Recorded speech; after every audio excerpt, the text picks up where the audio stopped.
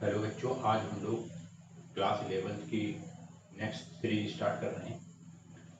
अभी तक हम लोग फंडामेंटल फोर्स पढ़ रहे थे और हमें पता था कि हम चार टाइप के फंडामेंटल फोर्स होते हैं। तो फंडामेंटल फोर्स में चार टाइप: ग्रेविटेशनल फोर्स, और दूसरा था इलेक्ट्रोमैग्नेटिक फोर्स, तीसरा है स्ट्रॉन्ग न्यूक्लियर फोर्स, और चौथा है वीक न्यूक्लियर फोर्स। तो हम ग्रेविटेशनल फोर्स की चर्चा कर लिए। अब आइए हम लोग शुरू करते हैं फंडामेंटल फोर्स का दूसरा इंपॉर्टेंट फोर्स, जिसका नाम है इलेक्ट्रोमैग्नेटिक फोर्स। तो हम इलेक्ट्रोमैग्नेटिक फोर्स यहाँ पर हेडिंग लगाएंगे। तो इलेक्ट्रोमैग्नेटिक फोर्स हम लोग स्टार्ट करेंगे।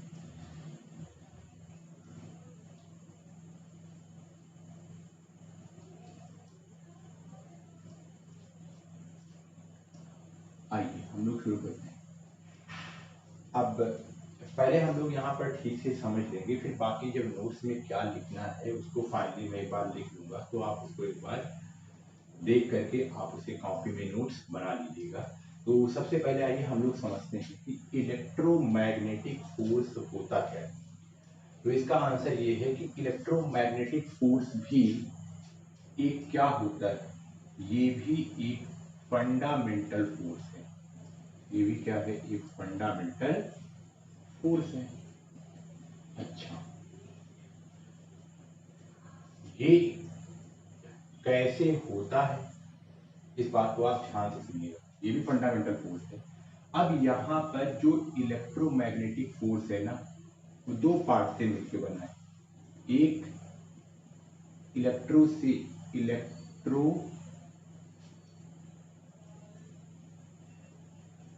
स्टैटिक और प्लस इलेक्ट्रो डायनेमिक्स। इलेक्ट्रोस्टैटिक्स और इलेक्ट्रोडायनेमिक्स, ये दो पार्ट से मिलकर के इलेक्ट्रोमैग्नेटिक फोर्स बनता है। अब ये इलेक्ट्रोस्टैटिक्स क्या है? इलेक्ट्रोस्टैटिक्स का मतलब होता है, इलेक्ट्रोस्टैटिक फोर्स किसके कारण लगता है? तो आप कहेंगे चार्ज के कारण लगता है, जब चार्ज रेस्ट पर होता है तब। अच्छा, इलेक्ट्रोडायनेमिक्स फोर्स कब लगता है? जब आप कहेंगे ये तब लगता है जब चार्ज मोशन में होता है तब। मतलब इलेक्ट्रोमैग्नेटिक फोर्स में स्पेशली दो टाइप के फोर्स उसी में इनबिल्ड हैं। एक होता है इलेक्ट्रोस्टैटिक्स और दूसरा होता है इलेक्ट्रोडायनेमिक्स। इलेक्ट्रोस्टैटिक्स कब होता है? जब चार्ज रेस्ट पर रहता है। चार्ज आपने क्लास 10th में पढ़ रखा है और आप उसको एक बार रिवाइज करेंगे। वहां पर मैं बहुत ज़्यादा गहराई में जाने वाला अब नहीं हूँ। तो कुल मिलाकर के इलेक्ट्रोस्टैटिक का फोर्स जब चार्ज के कारण होता है तब। और अभी भी आप घबराइए नहीं, ये इलेक्ट्रोमैग्नेटिक फोर्स क्लास 12th में आप बहुत अच्छे से पढ़ने वाले हैं, लेकिन क्लास 10th में आपको बेसिक आइडिया है। तो इलेक्ट्रोस्टैटिक्स मतलब स्टैटिक का मतलब रुका हुआ, जब कोई चार्ज रुका रहेगा तो वहाँ इलेक्ट्रोस्टैटिक्स वाला फोर्स। अच्छा, इलेक्ट्रोडायनेमिक्स, डायनेमिक का मतलब कोई चीज मूव करना, इसका मतलब जब चार्ज मूव करेगा तो वो इलेक्ट्रोडायनेमिक्स रहेगा। और आपने अपने क्लास 10th में ये पढ़ा है क्या, magnetic effect of electric current. ये बात आपको बताई गई थी, जब किसी करंट कैरिंग कंडक्टर में, मतलब किसी कंडक्टर में जब क्या मूव करने लगती है, करंट, तो वो कैसा बिहेव करती है? तो आंसर है वो मैग्नेट की तरह बिहेव करती है। फिर से सुनिए, किसी कंडक्टर में क्या मूव कर रहा है? करंट। करंट मूव करने का मतलब क्या मूव कर रहा है? आंसर है चार्ज मूव कर रहा है। क्या मूव कर रहा है? चार्ज। तो इसका मतलब जब चार्ज मूव करने लगता है तो वो कैसा बिहेव करता है? तो आंसर है मैग्नेट की तरह। इसका मतलब मैग्नेटिक फोर्स, अगर मैग्नेट है तो मैग्नेटिक फोर्स भी है, मैग्नेटिक फोर्स जैसा भी कोई टर्म है। तो यहाँ इलेक्ट्रोडायनेमिक्स, वैसे भी आप इसको ऐसे भी बोल सकते हैं, यहाँ मैग्नेटिक का ये टर्म जनरेट करता है। इलेक्ट्रोडायनेमिक्स मतलब जब चार्ज मूव करेगा तो वो कैसा बिहेव करेगा? तो आंसर है वो मैग्नेटिक की तरह बिहेव करेगा। अच्छा, तो एक बात समझ में आई क्या? इलेक्ट्रोमैग्नेटिक फोर्स मतलब कॉम्बिनेशन ऑफ दो फोर्स है। इलेक्ट्रो में इलेक्ट्रोस्टैटिक्स मतलब चार्ज जब रेस्ट पर रहता है, मैग्नेटिक जब चार्ज मोशन में आता है। जब चार्ज मोशन में आता है तो मैग्नेटिक जैसा बिहेवियर करता है, और जब रेस्ट में रहता है तो इलेक्ट्रोस्टैटिक्स। एक बात बार बार कॉमन आ रही है, दोनों के बीच में कॉमन क्या है? तो दोनों के बीच में आप कहेंगे कॉमन है चार्ज। चार्ज इन दोनों का लॉजिक है। कहने का मतलब इलेक्ट्रोमैग्नेटिक फोर्स किसके कारण होता है? तो आंसर है चार्ज के कारण होता है। फिर से सुनिए, जैसे ग्रेविटेशनल फोर्स मास के कारण होता था, वैसे ही इलेक्ट्रोमैग्नेटिक फोर्स चार्ज के कारण बिल्डअप होता है। अब चार्ज आपको पता है, चार्ज किसी मैटर की वो प्रॉपर्टी होती है जिससे वो किसी दूसरे ऑब्जेक्ट को अट्रैक्ट या रिपल करता है। तो ये बात आपने क्लास 10th में पढ़ रखी है, और इतना आपको बेसिक आइडिया होगा ऐसा मैं मान के चल रहा हूँ। और अगर नहीं भी तो फिलहाल आपको इंफॉर्मेशन के रूप में इसको रखना है, और इसको आप क्लास 12th में अच्छे से पढ़ेंगे। वैसे अभी इलेक्ट्रोमैग्नेटिक फोर्स आपकी क्लास 11 के सिलेबस में नहीं है, लेकिन फंडामेंटल फोर्स है, तो आपको एक क्वांटिटिव आइडिया होना जरूरी है। तो यहाँ पर आपने क्या देखा? आपने ये देखा कि इलेक्ट्रोमैग्नेटिक फोर्स का बेस क्या है? आंसर है चार्ज। ऐसे ही ग्रेविटेशनल फोर्स का रूट क्या था? आंसर है मास। तो ये बात आपकी समझ में आ रही होगी, ये भी एक फंडामेंटल फोर्स है। अच्छा, तो आइए हम इसकी कुछ और बातें आपको लिखते हैं। अब ये सब बातें आपको क्लास 12th में अच्छे से पढ़ाई जाएंगी, कोई चीज़ आपको भगाई नहीं जाएगी, लेकिन यहाँ पर आपको सिर्फ एक बेसिक आइडिया लेना है बस, क्योंकि ये फंडामेंटल फोर्स का पार्ट है। फिर से सुनिए, अब आप आगे देखिए, इलेक्ट्रोमैग्नेटिक ये क्या है? इलेक्ट्रोमैग्नेटिक एक फोर्स है। इसमें दो टाइप का फोर्स है, एक इलेक्ट्रोस्टैटिक्स और ये मैग्नेटिक। अब मैं डायरेक्ट इसको मैग्नेटिक कर रहा हूँ क्योंकि आपको पता है मोशन के कारण होता है, तो अब मैं इसको मैग्नेटिक फोर्स बोल रहा हूँ। अच्छा, अब एक बात ये आती है कि इलेक्ट्रोस्टैटिक फोर्स का फार्मूला क्या होता है? इलेक्ट्रोस्टैटिक फोर्स का फार्मूला क्या होता है? ये सब आप क्लास 12th में पढ़ेंगे, पक्का है, स्टार्टिंग में ही पहला चैप्टर है। तो इलेक्ट्रोस्टैटिक फोर्स का फार्मूला क्या होता है? अगर मान लीजिए मैं कहूँ इलेक्ट्रोस्टैटिक फोर्स, ये जब चार्ज रेस्ट में होता है तब इसका फार्मूला होता है F is directly proportional to, ये चार्ज के कारण होता है, तो Q1 Q2 upon R square. Same वैसे ही जैसे हम पढ़ते थे ग्रेविटेशनल फोर्स, क्या?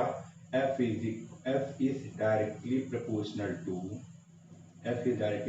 To m1 m2 upon R square. F is directly proportional to m1 m2 upon R square. Same वैसे ही जहां पर मास है वहां क्या हो जाएगा? चार्ज, और जहां पर उसका लेंथ है वो उसकी डिस्टेंस रहेगी। तो यहाँ पर जो एक प्रोपोर्शनलिटी कांस्टेंट आता था, क्या होता था? Capital G। तो यहाँ पर जो प्रोपोर्शनलिटी कांस्टेंट होगा वो आएगा 1/4 pi epsilon naught Q1 Q2 upon R square. जहां पर ये epsilon naught permittivity of vacuum, permittivity of vacuum. अच्छा, अब इस बात को यहाँ पर ऐसे ही कंपेयर करिए कि इलेक्ट्रोस्टैटिक फोर्स तब काम करेगा जब जो चार्ज है वो किस पर रहेगा? आंसर है जब वो चार्ज रेस्ट पर रहेगा। जब वो चार्ज रेस्ट पर रहेगा मतलब ये दोनों चार्ज रेस्ट पर हैं, कहीं ये दो चार्ज रखे हुए हैं।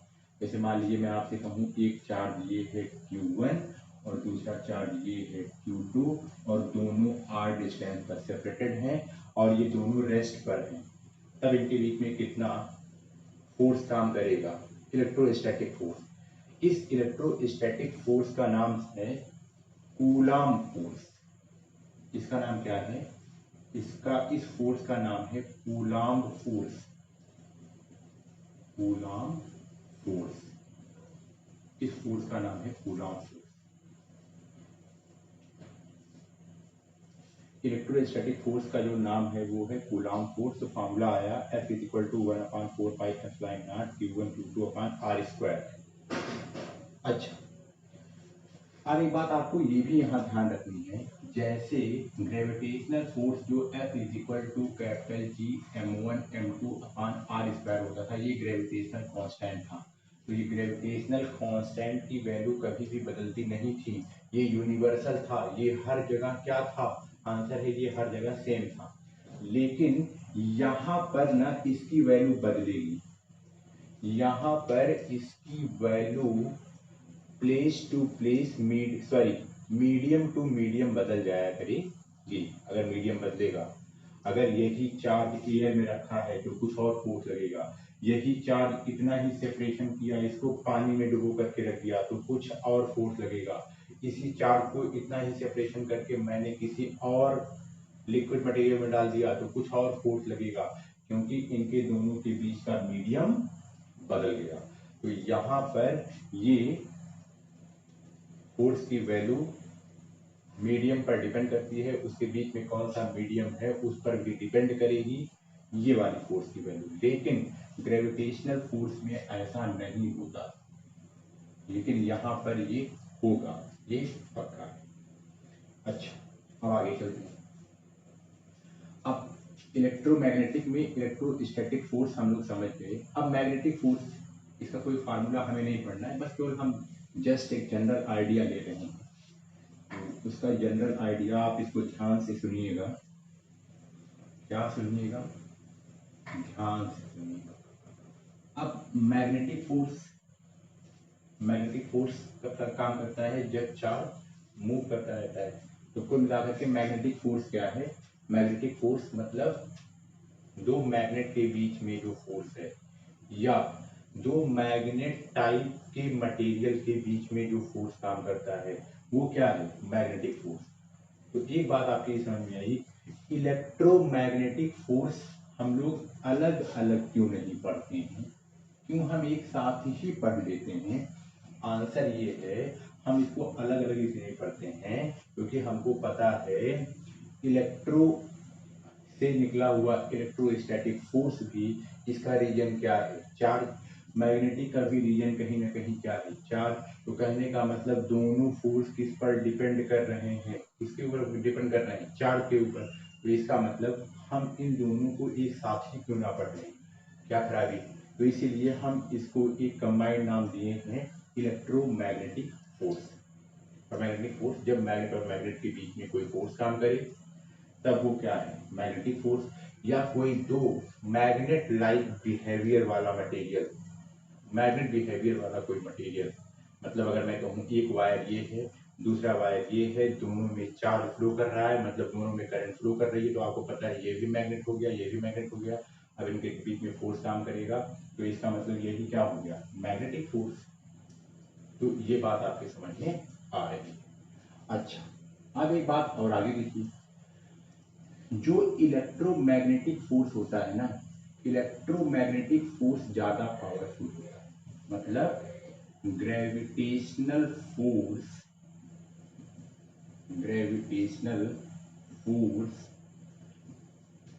वीक होता है और इलेक्ट्रोमैग्नेटिक फोर्स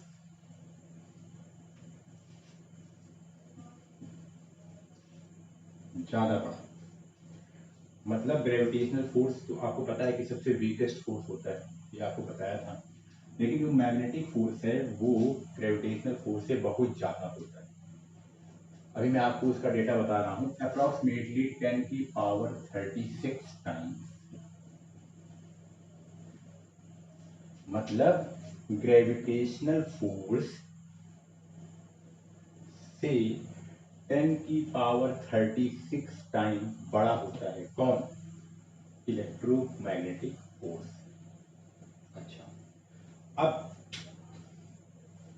इसके बारे में मैं पूरा एक बार यहाँ पर लिख दे रहा हूँ, उसके बाद फिर आप इसको ध्यान से उतार लीजिएगा। जो मैंने आपको समझाया वही यहाँ पर लिख रहा हूँ। Electromagnetic force is a fundamental force of nature. सही बात है। It is two type, electrostatic and magnetic force. यहाँ पर इलेक्ट्रोस्टैटिक एंड डायनेमिक्स, इलेक्ट्रोडायनेमिक्स भी होता है। इलेक्ट्रोडायनेमिक्स के प्लेस पर मैग्नेटिक फोर्स को लिखा जा सकता है। Above two forces can be explained with charge। दोनों दो फोर्स हैं वो दोनों एक्सप्लेन किया charge. Now electrostatics with static charge and magnetic force with dynamic charge। कहने का मतलब इलेक्ट्रोस्टैटिक स्टैटिक चार्ज से एक्सप्लेन किया जाता है और magnetic force with dynamic charge पर एक्सप्लेन किया जाता है। और formula of electrostatic F is equal to 1/4 pi epsilon naught T1 T2 R square, जहाँ पर T1 और T2 क्या है चार्ज, और वो कैसे हैं, आंसर है वो टेस्ट। और जैसे यहाँ पर जो चार्ज है T1 और T2, इनके बीच की डिस्टेंस कितनी है R, सेम लाइक ग्रेविटेशन की तरह। तो इसमें जो फोर्स है दोनों का फोर्स सेम काम करेगा, तो इसमें जो फोर्स की वैल्यू कितनी आएगी, तो इसका फार्मूला है एप्सिलॉन नॉट क्या है, कंटिन्यूटी ऑफ वैल्यू।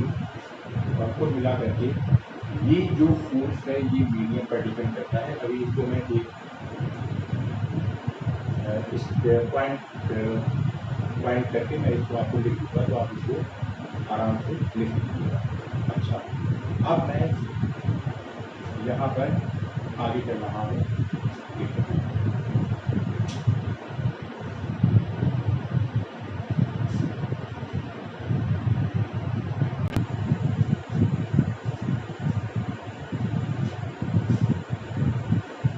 आगे देखिए, इसी में इलेक्ट्रोमैग्नेटिक में दूसरा फोर्स है मैग्नेटिक फोर्स इनटू मैग्नेट लगता है। और मूविंग चार्ज, अगर जो कोई कंडक्टर है दोनों में चार्ज कर रहा है तो वो भी कैसा काम करेगा, मैग्नेट की तरह। तो इसका ये मतलब हुआ कि वहाँ पर मैग्नेटिक फोर्स काम करता है। तो कुल मिलाकर के दोनों का बेस, इलेक्ट्रोस्टैटिक वाला भी और मैग्नेटिक फोर्स वाला भी, दोनों का बेस क्या है, चार्ज है।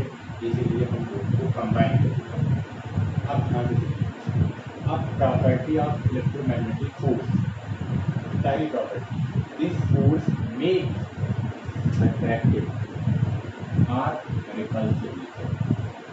आपने ग्रेविटेशन फोर्स पढ़ा था, तो ग्रेविटेशन फोर्स सिर्फ और सिर्फ अट्रैक्टिव नेचर का होता था, लेकिन यहाँ पर ये वाला फोर्स अट्रैक्ट भी कर सकता है और रिपल भी कर सकता है, खींच भी सकता है, किसी को धकेल भी सकता है। वो ऐसा क्यों होता है, तो आप कहेंगे वो इसलिए होता है क्योंकि इसका रूट क्या है, बेसिक इसका क्या है, इसका बेसिक है चार्ज। और चार्ज भी दो टाइप का होता है, एक पॉजिटिव और एक नेगेटिव। ये भी दो टाइप का होता है, इसीलिए ये भी अट्रैक्टिव और रिपल्सिव दो टाइप का नेचर से होता है। क्योंकि जो इसका रूट है चार्ज, वो भी दो टाइप का है, पॉजिटिव और निगेटिव। और ग्रेविटेशन वाला सिर्फ अट्रैक्टिव करता था, वो किसके कारण होता था, मास के कारण। और मास में पॉजिटिव निगेटिव नहीं होता, वहाँ सिर्फ पॉजिटिव ही होता है, इसीलिए वहाँ पर अट्रैक्टिव नहीं होता। अच्छा, अगला ये आप जानते हैं, like charge ripple and unlike charge attract. मतलब लाइक चार्ज, लाइक का मतलब सेम चार्ज क्या करता है, लाइक चार्ज, लाइक वाला चार्ज रिपल और अनलाइक वाला चार्ज अट्रैक्ट। जैसे लाइक चार्ज पॉजिटिव, इनके बीच में क्या होगा, रिपल्सन। निगेटिव, मतलब ये क्या है, लाइक, ये भी निगेटिव है, ये भी निगेटिव, क्या होगा इनके बीच में, रिपल्सन। पॉजिटिव निगेटिव, ये अनलाइक है, ये पॉजिटिव है, दूसरा क्या है, निगेटिव, इनके बीच में क्या होगा, अट्रैक्टिव। तो वही बात यहाँ पर लिखी गई है। अगला, it also follow inverse square law. जैसे gravitational force inverse square law follow करता था, वैसे ये भी फॉलो करता है कि F is directly proportional to, इसमें कि R स्क्वायर है, ये भी इनवर्स स्क्वायर लॉ को फॉलो कर रहा है। अगला, it is the central force.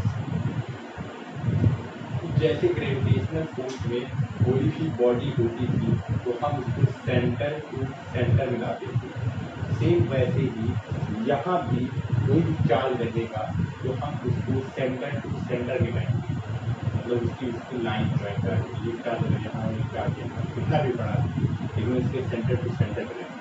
तो ये ग्रेविटेशनल फोर्स की तरह ये भी कौन सा फोर्स है? आंसर है ये भी सेंट्रल फोर्स ही है। अच्छा, जैसे ग्रेविटेशनल फोर्स कंजर्वेटिव होता था वैसे ही ये भी कंजर्वेटिव है, ये भी कंजर्वेटिव है। और आपको कंजर्वेटिव मैं आपको समझा चुका हूँ, कंजर्वेटिव होने का एहसास कैसे होता है ये आपको पता है अच्छी तरीके से, और आप यहाँ लगा भी सकते हैं। आपको पता है मैग्नेट के फोर्स में कंजर्वेटिव होता है, कल भी मैंने आपको यहाँ बताया। चार्ज के बीच में भी ये भी कंजर्वेटिव फोर्स होता है, करके देखना, सोच के आराम से आपको पता चल जाएगा, ये भी कंजर्वेटिव फोर्स है। क्योंकि मैग्नेट या चार्ज भी अपने अंदर क्या स्टोर करता है? पोटेंशियल एनर्जी स्टोर कर लेता है, तो इसका मतलब ये कंजर्वेटिव है। ये बात आपको पता है।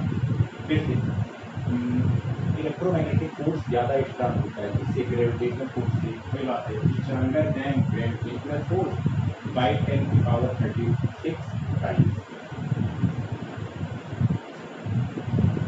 और last, this force between charge particle via photons exchange. ध्यान से सुनिएगा, जैसे ग्रेविटेशन फोर्स में उसके जिम्मेदार कौन थे? मास और मास। तो मास और मास के बीच में कौन से पार्टिकल का एक्सचेंज हो रहा था? तो आंसर है ग्रेविटान।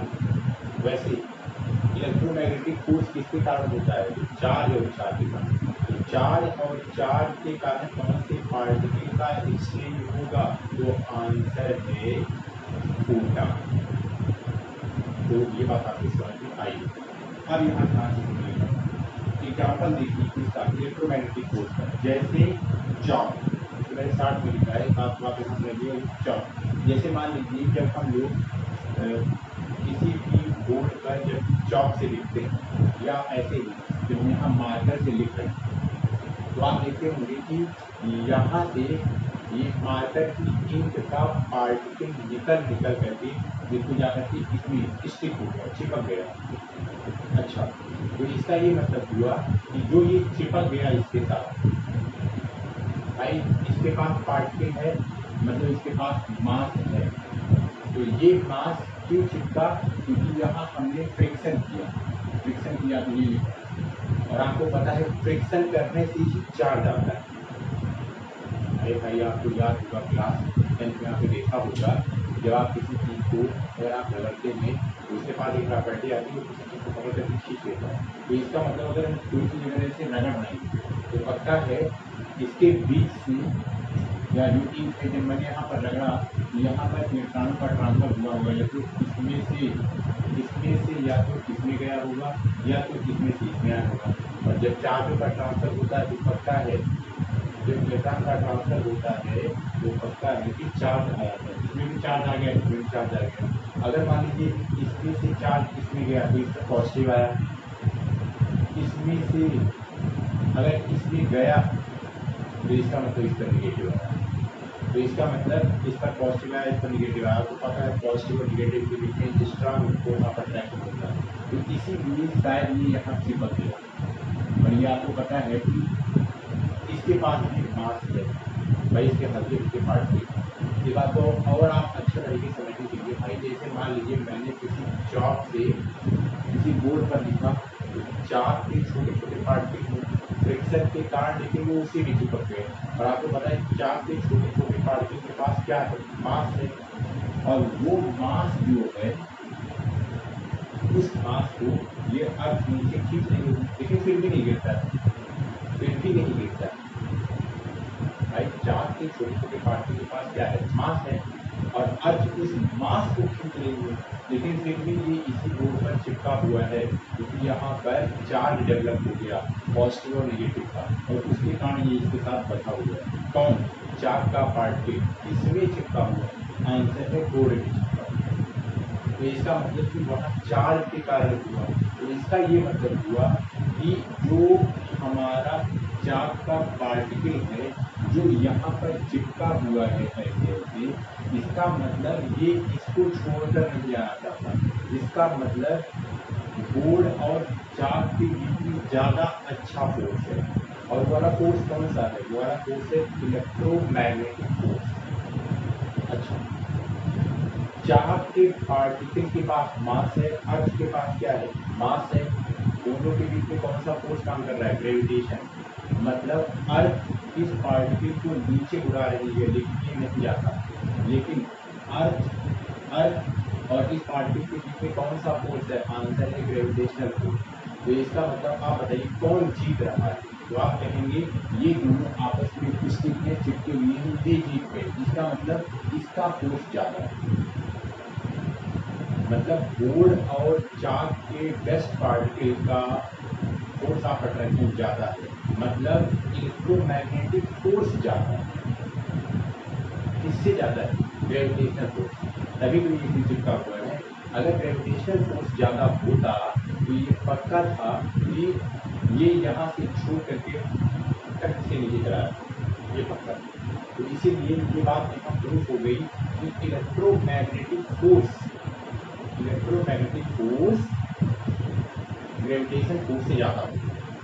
अब फिर से वही बात है, अगर मान लीजिए मैंने कहा फिर सुनिए, अगर मान लीजिए मैंने कहा मैं इसको ऐसे पकड़ा हुआ हूँ। अब अगर मैं इसको पकड़ा हूँ तो ये पक्का है बिना चाह करके भी ये हल्का फुल्का इसमें रख दिया, ये इधर जाना चाहता है, हल्का फुल्का इसमें रख दिया। इसका मतलब कुछ इलेक्ट्रॉनों का ट्रांसफर यहाँ से वहाँ हुआ। इसका मतलब पक्का है किसी में पॉजिटिव चार्ज आया और किसी में निगेटिव, और पॉजिटिव निगेटिव के कारण एक स्ट्रांग इलेक्ट्रोस्टैटिक फोर्स बन गया जो इसको ऐसे पकड़ा हुआ है। मैंने इसको इसे हल्के से ही दबाया हुआ, लेकिन देखिए ये फोर्स कितना जाता है, लेकिन मास इसका इतना बड़ा है और इसको अर्थ खींच लेना चाहती है लेकिन फिर भी नहीं खींच पा रही है। तो मतलब अगर हम कोई चीज़ होल्ड कर रहे हैं तो हमारे हाथ और मार्कर के बीच में कौन सा फोर्स है? आंसर है इलेक्ट्रोमैग्नेटिक फोर्स। और इलेक्ट्रोमैग्नेटिक फोर्स ग्रेविटेशनल फोर्स से बहुत ज़्यादा होता है। ये भी देखिए दूसरा प्रूफ है। मतलब ग्रेविटेशनल फोर्स इसको नीचे खींचना चाह रहा है, यूँ खींच नहीं पा रहा, जीत नहीं पा रहा है। इसका मतलब उसका फोर्स कमजोर है। और जो मैंने इसको हल्के से ऐसे ही पकड़ा हुआ है, यहाँ पर चार्ज का ट्रांसफर हुआ, एक पे पॉजिटिव बन गया, मान लीजिए मेरे हाथ पर पॉजिटिव बन गया, मान लीजिए मार्कर पर निगेटिव बन गया। और पॉजिटिव निगेटिव के बीच में खूब अच्छे से फोर्स ऑफ अट्रैक्शन है। इसका मतलब कि ये वाला फोर्स ज़्यादा अच्छा है। तो किसी चीज़ को होल्ड करते हैं, कोई चीज़ को पकड़ते हैं, तो वहाँ भी इलेक्ट्रोमैग्नेटिक फोर्स है। अच्छा, फिर से जैसे फ्रिक्शन फोर्स, अगर हम खड़े होते हैं कहीं पर तो हल्का फुल्का, जहाँ हम खड़े होंगे तो हल्का फुल्का वहाँ फ्रिक्शन के कारण कुछ ना कुछ इलेक्ट्रॉन का ट्रांसफर होगा। तो किसी में पॉजिटिव किसी में निगेटिव, और पॉजिटिव निगेटिव एक और एक्स्ट्रा फोर्स आ गया, पॉजिटिव निगेटिव के बीच में स्ट्रांग बॉन्डिंग हो गई। इसका मतलब हमें वहाँ पर जमा हो करके वो खड़ा रख सकता है। वो भी क्या है? वो भी है इलेक्ट्रोमैग्नेटिक फोर्स। तो इसका मतलब ऐसे ढेर सारे एग्जाम्पल। तो ये बात आपको समझ में आ गई। अब एक क्वेश्चन और है, वैसे भी मैं आपको चलते चलते ये बता दे रहा हूँ। अब एक क्वेश्चन ये है कि आखिर अभी अभी आपने देखा कि जो इलेक्ट्रोमैग्नेटिक फोर्स होता है, इलेक्ट्रोमैग्नेटिक फोर्स, ये वाला फोर्स ग्रेविटेशनल फोर्स से बहुत ज़्यादा स्ट्रांग होता है। कितना टाइम? 10⁻36 टाइम। फिर भी मतलब ग्रेविटेशनल फोर्स बहुत वीक है, बहुत कमजोर है, सही बात है। लेकिन इलेक्ट्रोमैग्नेटिक फोर्स बहुत स्ट्रांग है, सही बात है। लेकिन जो हमारी सैटेलाइट है या अर्थ के अराउंड में जितनी भी चीज़ें घूम रही हैं या जितने भी प्लानिट हैं, सैटेलाइट हैं, इनके बीच में जो ये फोर्स की जो फोर्स गवर्न कर रहा है, तो इसमें मेजॉरिटी में कौन सा फोर्स आता है? तो आंसर है इसमें ग्रेविटेशनल फोर्स आता है। तो क्वेश्चन ये उठता है कि जब इससे ज़्यादा मजबूत फोर्स मतलब इलेक्ट्रोमैग्नेटिक फोर्स मौजूद है तो आखिर इतना बेकार सा वीकेस्ट फोर्स क्या करता होगा? इससे अच्छा यही चला गया होता, वही क्यों गवर्न कर रहा है? नेचर ने उसी को क्यों बनाया? तो उसका कारण ये है, इलेक्ट्रोमैग्नेटिक फोर्स मजबूत तो है, बहुत अच्छा है, ग्रेविटेशन फोर्स से वो बहुत ज़्यादा ताकतवर है, बहुत अच्छा है, लेकिन उसके अंदर समस्या है। वो किसी चीज़ को अट्रैक्ट भी कर सकता है और किसी चीज़ को रिपल कर सकता है, उसके पास दोनों चीज़ें हैं। वो अट्रैक्ट भी कर सकता है, वो रिपल भी कर सकता है। अब क्या पता अगर मान लीजिए मून या सन या अर्थ इन सब के बीच में अगर इलेक्ट्रोमैग्नेटिक फोर्स लगता तो कहीं पता लगा वो किसी को धकेलता होता और किसी को अट्रैक्ट करता होता। पता लगा कि सारा जो सिनारियो है ब्रह्मांड का, यूनिवर्स का, वो सब खराब होता, किसी को अट्रैक्ट करता, किसी को रिपल करता। अच्छा, क्यों? क्योंकि आपको पता है इलेक्ट्रोमैग्नेटिक फोर्स दोनों टाइप का शो करता है, अट्रैक्ट और रिपल दोनों। क्यों? क्योंकि जो उसका चार्ज के कारण होता है, चार्ज दोनों टाइप की होती है, पॉजिटिव और निगेटिव, तो इसलिए यहाँ खतरा है। लेकिन ग्रेविटेशनल फोर्स की अच्छी बात यह है कि ग्रेविटेशनल फोर्स मास से कवर किया जाता है और मास सिर्फ और सिर्फ पॉजिटिव होता है और उसके कारण वहाँ पर सिर्फ और सिर्फ अट्रैक्टिव फोर्स ही है। और अट्रैक्टिव फोर्स का मतलब वो चाहे अर्थ को सन को मून से, मतलब जितने भी वहाँ पर सारी चीज़ें, जितनी चीज़ें घूम घाम रही हैं, तो सबके पास मास है। तो एक बात तो पक्का है कि सब मास पे करके एक दूसरे को बांधे ही रहेगी, मतलब उसको अट्रैक्ट ही किए रहेगी, उसको कहीं दूर नहीं जाएगी, कोई निगेटिव काम नहीं करेगी, किसी को धकेलेगी नहीं, रिपल्सन नहीं करेगी। तो ग्रेविटेशन कमजोर तो है, लेकिन उसकी खास बात यह है कि वो सिर्फ अट्रैक्शन करती है, मतलब वो आपस में उसको बांध करके रखती है। इसीलिए नेचर ने ज़्यादा जिम्मेदारी ग्रेविटेशनल फोर्स को सौंपी है, क्योंकि उसका काम सिर्फ अट्रैक्ट करना, उसको बांध करके रखना। अगर ये जिम्मेदारी इलेक्ट्रोमैग्नेटिक फोर्स की दी होती, ये तहस नहस कर देता, किसी को पता लगा भगा देता, किसी को ले आता। और वैसे भी अगर ये पावर इसके पास होती तो किसी को ये भगा रहा होता, मतलब रिपल कर रहा होता, और किसी को अट्रैक्ट कर रहा होता। कहने का मतलब ये सारा भूचाल मचा दिया होता। इसीलिए नेचर ने इसको ताकत तो दी, लेकिन ब्रह्मांड के जितने भी ये सारे छोटे मोटे सन, ये वो, ये सारी जितनी भी चीजें हैं, इनको गवर्न, ये सब गवर्न किस फोर्स से होते हैं?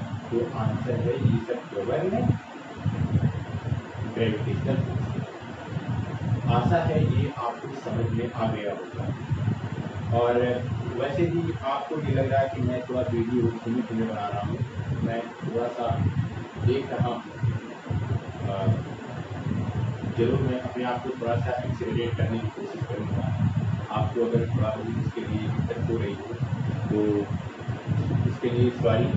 और एक रिक्वेस्ट आपसे और है, वैसे भी आप अच्छा रिस्पांस कर रहे हैं, इस वीडियो को देख रहे हैं, यही हमारे लिए एक अच्छा मोटिवेशन है और ये हमें एक अच्छा काम करने की कोशिश कर रहा है कि हम थोड़ा सा और वीडियो बनाएं। एक काम आप और कर सकते हैं, आराम से आप इसको शेयर करिए और इसको सब्सक्राइब जरूर करिए। अगर हम थोड़ा सा 1000 सब्सक्रिप्शन पे पहुंच जाएंगे तो हम यहाँ पर लाइव भी आपसे मिल सकते हैं, हम लोग लाइव मिल सकते हैं। तो अभी मंजिल हमारी आधी पहुंची है लगभग, और अभी आधी मंजिल चलना है, और जो मंजिल है वो आप तक पहुंचना है, वो भी सीधा प्रसारण के माध्यम से, सीधा प्रसारण। तो ये आपके ही हाथ में है, तो प्लीज़ आप इसको सब्सक्राइब करेंगे तो ज़्यादा अच्छा रहेगा, हमारा भी मोटिवेशन मिलता रहेगा। लेकिन आप इस वीडियो को ध्यान से, रूटीन से देखते रहिए और अपना और अपनों का ख्याल रखिए। आज वैसे भी क्लास 10 का बोर्ड का रिजल्ट आया है, आप सब लोगों को ढेर सारी शुभकामनाएं। और अगर जो पास हुए हैं, जो अच्छा नंबर पाए हैं, उनको तो ढेर सारी शुभकामनाएं। लेकिन जो मान लीजिए किसी कारणवश कुछ उनका खराब हो गया है, तो घबराने की कोई ज़रूरत नहीं है, सब कुछ अच्छा होगा। अगर मान लीजिए कि सीखने के लिए एक आध साल और पढ़ लिया जाए तो कोई बुरा नहीं है, सीखने में कोई बुराई नहीं है, कुछ भी आपको बुरा नहीं लगना चाहिए, फिर से सीखने में लग जाना चाहिए, बिल्कुल आप परेशान ना हो। तो थैंक यू, आप अपना और अपनों का ख्याल रखिए, लेकिन इसको सब्सक्राइब और शेयर जरूर कीजिए, इतना आपसे रिक्वेस्ट है। अगला वीडियो में फिर आपके पास लेकर के आऊँगा। Thank you.